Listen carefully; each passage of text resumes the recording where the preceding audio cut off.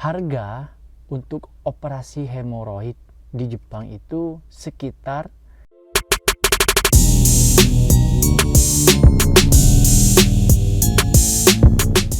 Assalamualaikum warahmatullahi wabarakatuh. Tretan konnichiwa. Jumpa lagi bersama saya di sini Muayan. Di video kali ini adalah lanjutan dari video kemarin. Jadi saya ingin menceritakan bagaimana saya awal dari masuk rumah sakit sampai keluar dari rumah sakit dan mendapatkan pelayanan apa selama di rumah sakit. Kira-kira saya akan ceritakan semua di video ini. Yang pertama, banyak sekali teman-teman, kerabat, keluarga yang bertanya kenapa sampai masuk rumah sakit gitu. Awal mulanya saya didiagnosa hemoroid itu sejak di Indonesia. Dan setelah ada di Jepang, setiap kali musim dingin itu pasti kambuh gitu. Kira-kira cerita awalnya seperti itu. Intinya saya kena hemoroid gitulah. Di video kali ini saya tidak ingin fokus membahas tentang kenapa saya. Intinya hari ini saya sedang baik-baik saja dan semoga seterusnya akan baik-baik saja. Dan begitu pula teman-teman semua. Kalau misalkan teman-teman naudzubillah harus berobat ke rumah sakit, khususnya buat teman-teman yang ada di Jepang, berkas-berkas yang harus disiapkan. Yang pertama, kita memang harus punya hokeng, teman-teman. Hokensho itu semacam kartu BPJS, karena setiap bulannya kita kan bayar hokeng. Jadi kalau teman-teman sakit, gunakanlah hokeng itu. Dan itu di Jepang tidak ribet, teman-teman. Tidak ribet, kita punya hokeng mau masuk di rumah sakit manapun tanpa minta surat rujukan terlebih dahulu. Ada keluhan gawat, ada keluhan tidak gawat darurat pun, silakan teman-teman masuk ke rumah sakit dan hokeng Anda bisa digunakan dimanapun, di rumah sakit manapun. Tidak ada ceritanya rumah sakit, klinik, fasilitas kesehatan di Jepang itu tidak menerima hokeng. Semuanya sama. Selain hokeng, teman-teman, ada sebuah berkas yang perlu kita urus ketika kita mau masuk rumah sakit atau setelah masuk rumah sakit. Namanya Kogaku Iryono Shinsei. Nah, Kogaku Iryono Shinsei ini akan mengurangi pembiayaan selama di rumah sakit. Itu pun hanya beberapa persen, tergantung kriteria teman-teman. Teman-teman di Jepang gajinya berapa gitu. Misalkan gajinya di bawah 30 emang akan mendapatkan pemotongan atau pengembalian biaya sebesar segini misalkan. Contohnya ini, teman-teman. Oke, kira-kira seperti ini. Di situ ada tingkatan-tingkatannya. Untuk mengetahui secara detail tentang Kogaku Iryono Shinsei ini, silahkan teman-teman cek di websitenya. Saya akan taruh di deskripsi. Silahkan cek sendiri, teman-teman. Nah, selanjutnya karena saya sudah melakukan beberapa pemeriksaan yang sangat banyak sekali, yang sangat detail waktu itu, jadi saya bisa mengetahui kondisi yang terjadi. Akhirnya saya memutuskan untuk dioperasi karena ada saran juga untuk dioperasi. Sebelum saya memutuskan untuk mengambil tindakan yang mana, jadi saya minta waktu untuk mencari tahu juga tentang apa itu tindakan ini, mencari informasi yang begitu detail juga. Di situ memang sudah ada penjelasan yang sangat detail dari dokter mengenai tindakan-tindakannya, cuman karena bahasa Jepang juga, jadi saya harus tidak terburu-buru untuk memutuskan. Saya harus banyak-banyak mencari informasi tentang tindakan ini, tindakan yang saya ambil, yang akan saya ambil. Dan tindakan operasi hemoroid itu kan banyak juga ya, meskipun di Indonesia juga sangat-sangat banyak sekali. Bahkan ada yang terbaru, teman-teman, yaitu metode PILA gitu. tindakan yang saya ambil itu adalah tindakan PPH. PPH itu prosedur for prolapsing hemorrhoid. Silahkan teman-teman dicari aja kalau pengen tahu. Intinya kalau di Indonesia bukan PPH namanya. Saya rasa samalah metode PILA. Metode PILA itu yang saya tahu hanya beberapa rumah sakit saja yang menggunakan metode PILA ini. Tidak semuanya rumah sakit bisa menggunakan metode PILA ini karena ini saya rasa metode baru. Dan setelah saya mencari banyak informasi tentang metode ini, saya juga harus mencari rumah sakit di Jepang yang kira-kira menurut orang Jepang itu recommended gitu teman-teman. Nah, pas banget direktur saya itu kan dulunya sering bekerja di rumah sakit terkenal di Jepang, dan beliau merekomendasikan di salah satu rumah sakit yang memang khusus menangani hemoroid.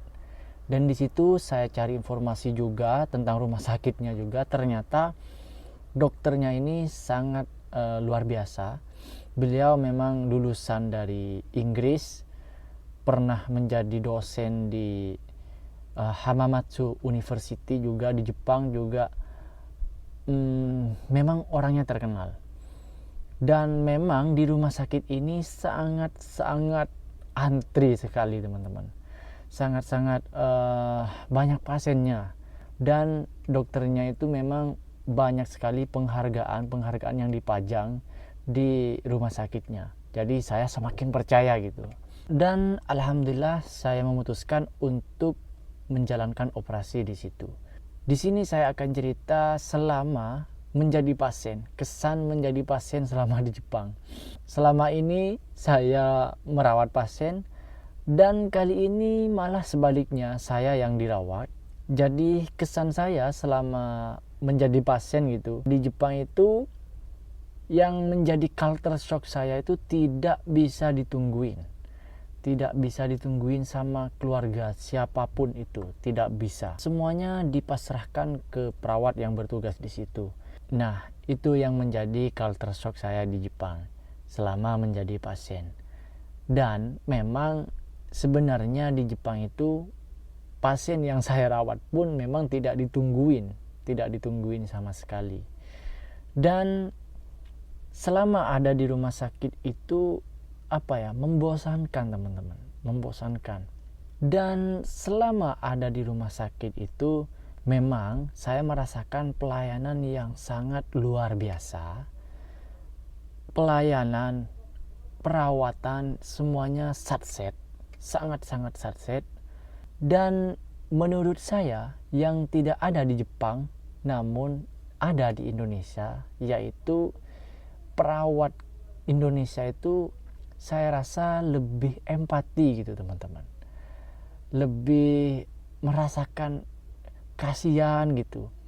Memang di Jepang itu mereka memiliki budaya kerja yang sangat satset, budaya pelayanan yang sangat luar biasa, mengutamakan pasien. Cuman ini hanya pandangan saya ya teman-teman, silakan teman-teman boleh berbeda pandangan. Menurut saya pribadi, dan saya pun yang bekerja di rumah sakit di Jepang itu, rasa empati itu masih berkurang lah. Memang tidak semuanya orang Jepang, cuman kebanyakan gitu, mayoritas rasanya tidak ada kurang rasa empati lah gitu. Saya akan kasih contoh ya. Waktu itu saya baru sadar yang dibius, saya kan masih ada trauma gitu, dan ada masih kerasa sakit gitu. Sedangkan saya di ruangan tidak punya air gitu teman, pengen minum gitu.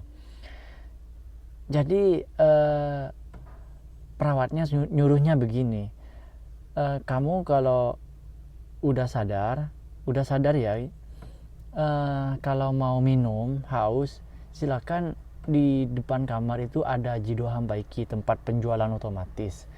Silakan bisa beli di situ, silakan jalan gitu. Wah, ini gimana gitu, mungkin dia gak ngerasa gitu apa saya baru sadar dan masih ngerasa sakit gitu. Dan ini sering terjadi teman-teman, meskipun saya sendiri kalau misalkan ada pasien orang tua gitu di tempat saya bekerja itu, saya mau membantu beliau karena orang tua kan, empati kita itu kalau sama orang tua kasihan gitu ya, saya pengen bantu. Kalau selama dia masih bisa sendiri, meskipun kita lihatnya sulit gitu, itu tidak boleh dibantu memang teman-teman. Dan itu menurut saya akan mengikis rasa empati kita gitu. Memang kita harus bodo amat gitu, meskipun kita harus mengerjakan pekerjaan yang lain soalnya gitu. Kalau kita bantu dia, jadi itu akan habis waktu gitu. Kita memang satsetnya di situ, harus banyak bekerja di situ. Cuman menurut saya yang punya budaya, masih ada budaya Indonesia, itu empati kita itu terkikis di situ. Ya itu pandangan saya teman-teman. Itu pandangan saya. Silakan teman-teman bisa berpandangan yang berbeda.